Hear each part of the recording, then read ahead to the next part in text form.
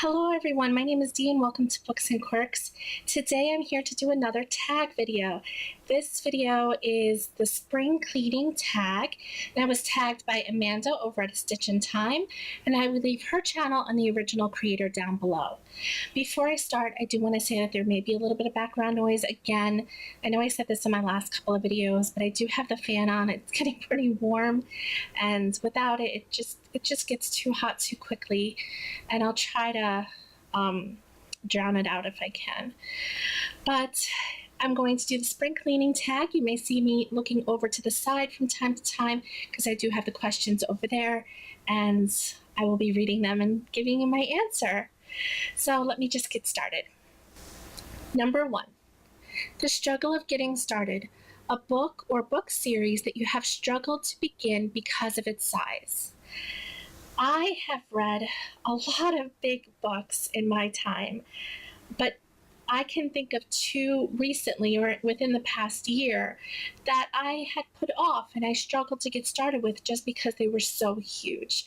The first is A Winter's Tale by Mark Halperin, and the second is London by Edward Rutherford.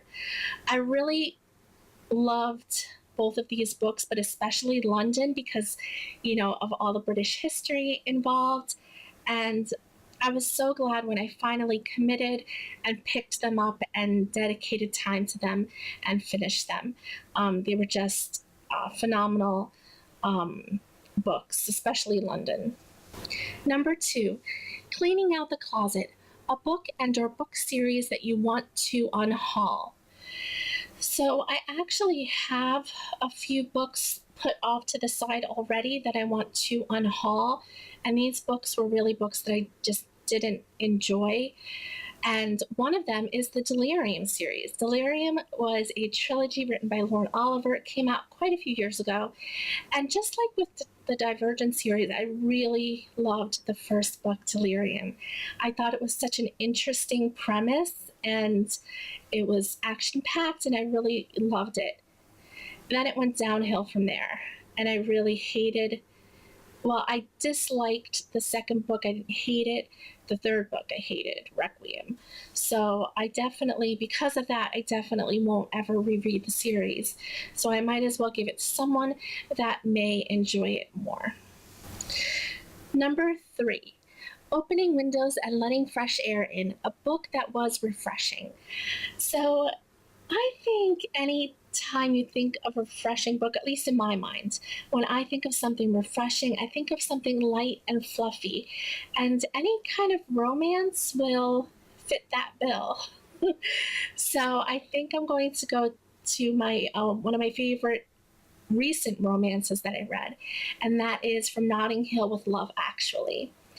This is just a cute, fluffy, contemporary romance set in Notting Hill, and it pays homage to all of the 80s and 90s romantic comedies that are so, well known, like When Harry Met Sally, and You've Got Mail, and Sleepless in Seattle, and all of those good ones that just are feel good movies. That's what this book is like. Number 4, Washing Out the Sheet Stains, a book you wish you could rewrite a certain scene in. This question was a little bit hard for me to figure out what I was going to say as an answer. I thought about these questions before filming a little bit, and I came up with one that I think is a good answer, and that is The Last Star by Rick Yancey. The Last Star is the 3rd book in the Fifth Wave trilogy, and that book really left a bad taste in my mouth, and I don't know if I would rewrite a certain scene, but I would definitely rewrite the book. Because, the characters seemed like different characters. They didn't even have the same personalities that they had in the first book. They just seemed really different, really off. The ending, I thought, in my opinion, was not good. And yeah, I'm gonna go with that book. Number 5, Throwing Out Unnecessary Knickknacks, a book in a series that you didn't feel was necessary.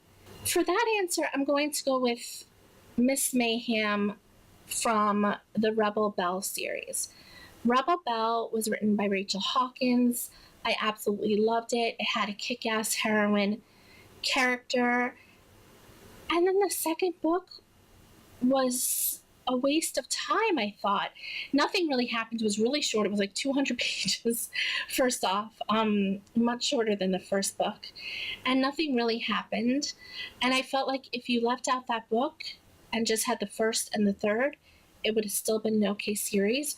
Or maybe just added on a few pages to the third book, because the third book was also pretty short.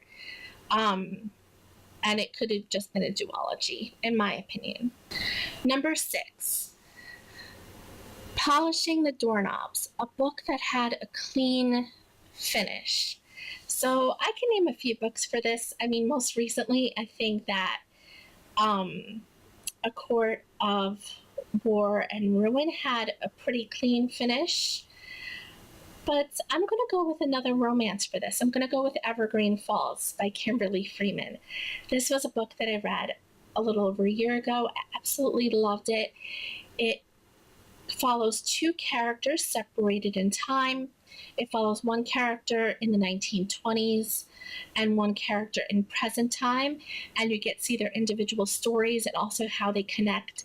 And again, I know it's romance, but I feel like romance just fits this category just like it did that other category, because it just had a nice, clean, bow tied kind of, or ribbon tied, I should say, finish. Number 7, Reaching to Dust the Fan, a book that tried too hard to relay a certain message. Okay, I don't know. I couldn't think of an answer for this. I really tried, but I'm going to cheat a little bit. I don't think this book that I'm going to mention tried too hard, but it definitely, I think, is relaying some sort of message, and that is The Circle by Dave Eggers. Now, let me start by saying I love The Circle. It was one of my favorite books last year. I absolutely adored it. I thought it was amazing. I'm starting to get more into science fiction, so I really liked that. And I think that it's really giving a message about what can happen when social media becomes too ingrained in our lives. I mean, look at this. I'm on YouTube right now.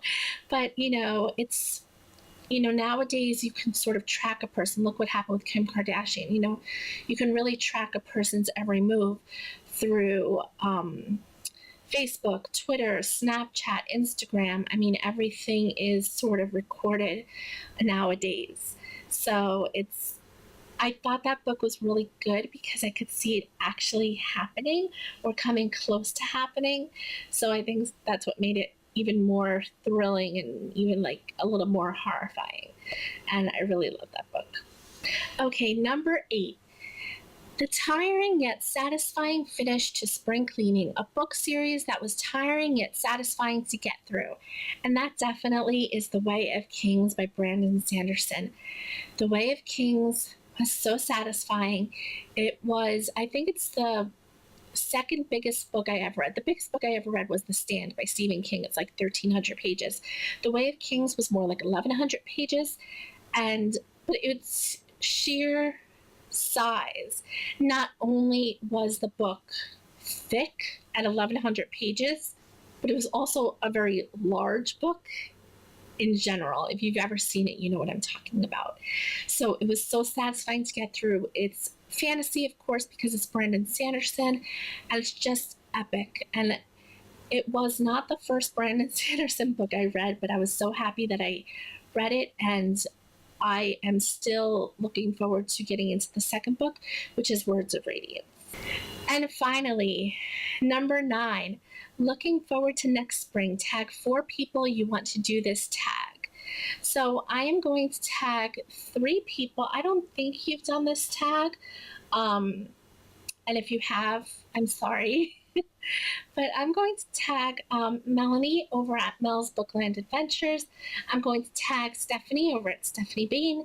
And I'm going to tag Stacy over at Stacy's Stories. I adore these 3 booktubers. So if you want to do this tag, you should do this tag. And anybody else that thinks this tag is interesting, I will put all of the questions in the description below. So that is the spring cleaning tag. I hope you enjoyed. I hope you all have a wonderful day. Please like, comment, and subscribe, and I will see you all very soon.